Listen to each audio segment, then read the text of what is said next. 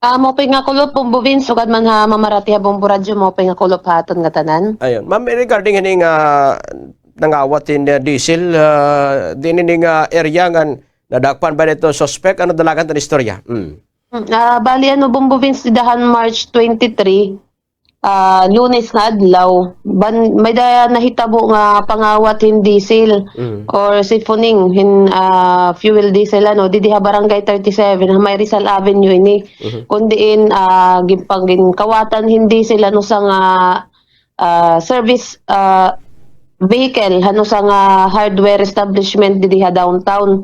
So adidahan pagka sunod na adlaw na 24 and then may da nag-report nga diha station I stand corrected March 23 banda alas 10:20 hanaga may dalan tagiya hini nga hardware nag-report nga diha station nga ginpangawatan kuno hiyahin ginpangawatan ang ira sa rakyan hin diesel. So dayon man niniging kadto panginano adapan review ano ha CCTV nakita ngadto nga may daw sa nga lalaki nga before inihiya mangawat pabalik-balik inihiya di da area kumbaga bagan gin so survey na niyan area. So kadaling istorya after ito niya mag-survey dayon man inin dumaop hadi nga service vehicle ano nga may daya dara-dara bumbubins nga improvise nga bagan backpack. Okay. Kundiin an container iyagin putosin sako ngan may dahin ni nakataod nga hose. So iya inigin abrihan ng fuel tank tapos di ba pag paras nga nit pagkukuha nitong gasolina bat gin supply ni nga hose then makakuha ka na hin gas diesel. So after ito siguro napuno niya I don't know when tabo na gud ano after ito na nakakuha na iya hin diesel dayon ni lumakat. So apan checking naton CCTV pera ka basis nga gin-review anaton investigator ano in nakakuan kumbaga may da na nagmatch han identity naton suspect. So na-confirm ni naton investigator and ginpadurdigon pa inihan gwardiya nga bantay naka-duty adto nga time. Kay kundiin may da kami mga picture nga ginpakita tikang hamon Rogues Gallery ini nga suspect amo gihapon an iya gin tutdo nga amo niyan sigin baga lahos-lahos ini nga da nga area.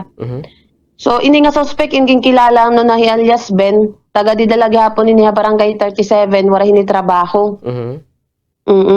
So kapag kaya na bumbuvin sinin pasakaan nato ninihin kaso through regular filing kay during hanamon nagpursot siguro nakatunog adahiya nga darakpon nakadalagan ini.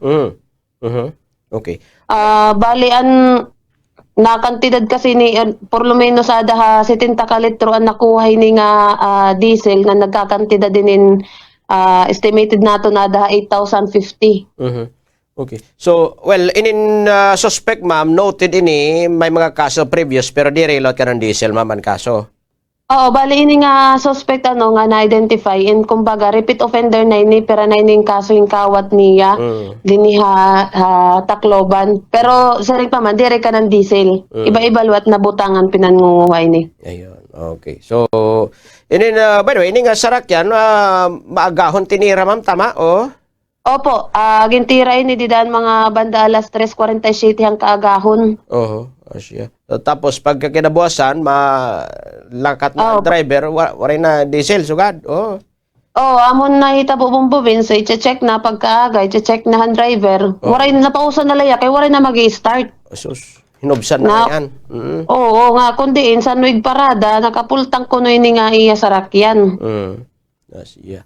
Sige. Anyway, hatag kayo mamahay mo tigayon na mensahe nga dito natin mga kabugtan, labi na nga mahal yan na gasolina, diesel, ito yung mga sarakyan, mga bantayan kung maupay, upayon, secure good. Go ahead, ma'am. Pagkaya na Bombo Vincent, sa adi kita, may da kita ginato mga krisis yan na since nagtitika hataas iton presyo iton aton mga gasolina, gasolina, diesel, mga ikmat kita para di rin na inin matabo insugad gihapon ng mga pangawat. Kung mapark kita mas mauruupay kung may da CCTV nga makaka-monitor gihapon kita iton mga natatabo ba while mo pait aton kapahuway. Ngan usa pa na ako ni papaabot Bumbo Vince indiri rason an kakurian niya na Right. para maghimo kitahin karautan liwat ha tunig kasitawa no. So kung may dakita mga sugad hini nga mga insidente ayaw ka mukadlok pag-report nga diha amon istasyon para dayon namon mataganhin aksyon.